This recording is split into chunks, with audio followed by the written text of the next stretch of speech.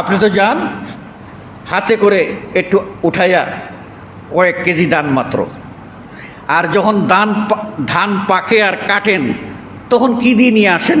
এই হাতে করে এরকম করে নিয়ে আসেন? এটা চিন্তা করেন না।